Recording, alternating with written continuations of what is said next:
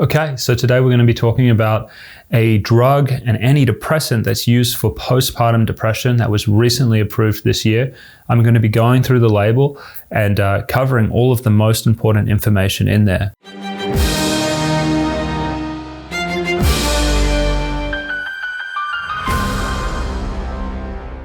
It is Zurzuvae, and to start with, this is a novel antidepressant really. It was, before it came out as a capsule, it was being used as an infusion in women with postpartum depression. And I guess the first thing that you want to be aware of on the label is really the boxed warning, and that is that it's been associated with sedation. And so they put a very prominent warning out here that if you are driving your vehicle, you need to be especially cautious. If you're operating heavy machinery, you need to be especially cautious. And so it says, do not drive or engage in any hazardous activities until at least 12 hours after administration. Coming down here now, we see that it's indicated for the use in the treatment of postpartum depression in adults. You can see the mechanism of action. It is a neuroactive steroid, gamma-aminobutyric acid, GABA, receptor positive modulator.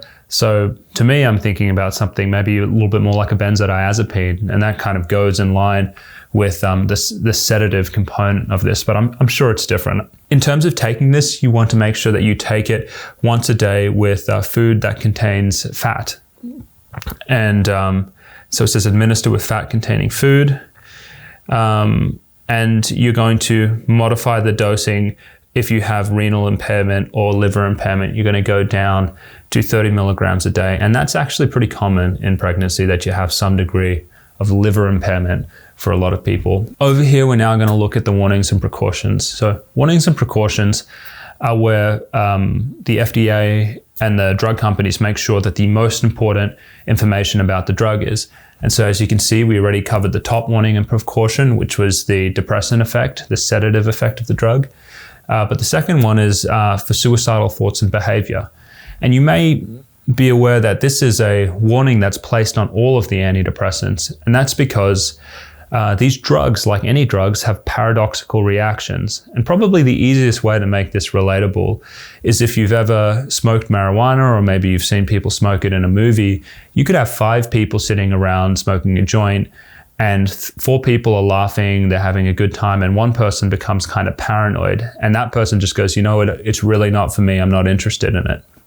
So just like with cannabis, where not everyone's going to respond to the drug in that same predictable way, with any drug that acts on your mind, any CNS drug like antidepressants, there's going to be a group of people who will have paradoxical reactions.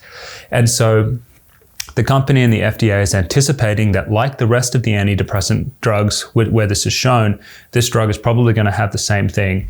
And they're warning you and they're warning your doctors to make sure that after you take this drug, you're going to be watching for any behavioral changes that are out of character, that don't seem to be in the context of stresses in your life, and then to at least consider that maybe it's due to the drug you're taking. And if it seems like that's the highest possibility, that you should come off the drug. So you're going to be looking for not just suicidal thoughts and behavior, you're going to be looking for any types of behavioral changes on the drugs that are negative. And the final thing is that the drug causes embryo-fetal toxicity. And so you may think that maybe you want to use this drug while you're still pregnant. Well, when they've done the rat studies, they've shown that there was the potential for harm to the fetus. So that's going to be something that you're really going to want to think very carefully about.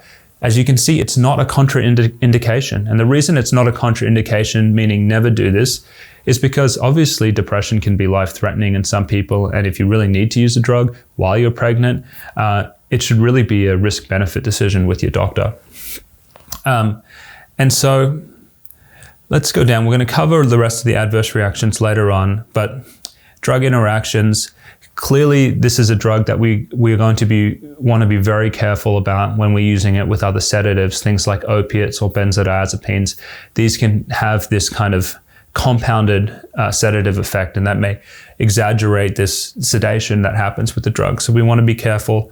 And then also, whether you're taking a CYP3A4 inhibitor or a CYP3A4 inducer, this is going to be the metabolic pathway by which the drug is metabolized in the liver, your doctor will be able to tell you if you are taking inhibitors or inducers, because they may need to modify the dose.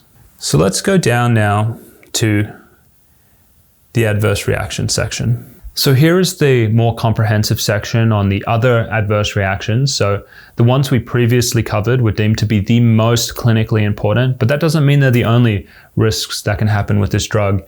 This is the data from a double-blind randomized placebo-controlled trial. And so you can see the difference percentage-wise in the occurrence of all of these things. So somnolence, that sort of sedation, clearly there's an increase there between 11 and 19. There's a big one in nasopharyngitis. Wow, I wonder what that's about. Is there something about this drug that is impairing our immune system in some way?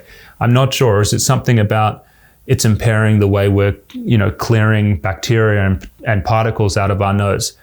I'm not sure, but at least we're seeing a 3-fold increase in nasopharyngitis and upper respiratory tract infections. Coming over here, dizziness, not much of a difference there. I don't know what to make of that. 6 to 8%, that's not that great. But fatigue, clearly fatigue is 5 times more common on the drug than on the placebo. And that really goes in line with this kind of somnolence and sedation. So that's very likely a real adverse reaction. Diarrhea, not much of a difference there. And then all of these other things like dry mouth, sinus congestion, toothache. Well, dry mouth, sinus congestion, and really goes hand in hand with something like nasopharyngitis, because, is there something about this drug that's impacting our ability to clear out our sinus and our respiratory tract?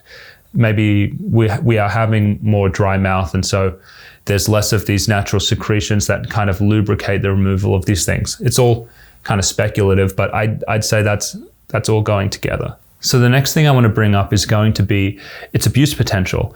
And the way the FDA looks at these things is they will give these drugs to healthy controls who have a history of drug use sometimes, and they'll assess them on how much they liked the drug. And what they found is that people actually had a pretty positive measure on the drug liking or overall drug liking, or would take the drug again, or it was a high. These were the things that they were saying about this drug. So that doesn't surprise me. It's a GABA drug. It's kind of acting on the same system as things like Xanax, and these drugs are frequently abused as well. So you'd want to be careful about the risk of drug abuse with this. And so finally, let's look at the efficacy of this. So this drug was assessed on the HAM-D scale, and what we're seeing here between these two lines is the mean change from baseline on the HAM-D scale. And it was statistically significant. That's what you need to get a drug onto the market.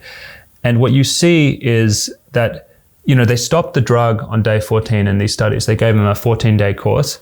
But even after they stopped it, you still have the continuance of a separation between the two groups, meaning that this data at least seems to show that the drug effect seems to endure after you stop taking that drug. One thing to remember is this is a mean change. You may not think that the difference between going down by maybe 11 at day 15 and going down by 15 is a lot, but that's because it's the mean.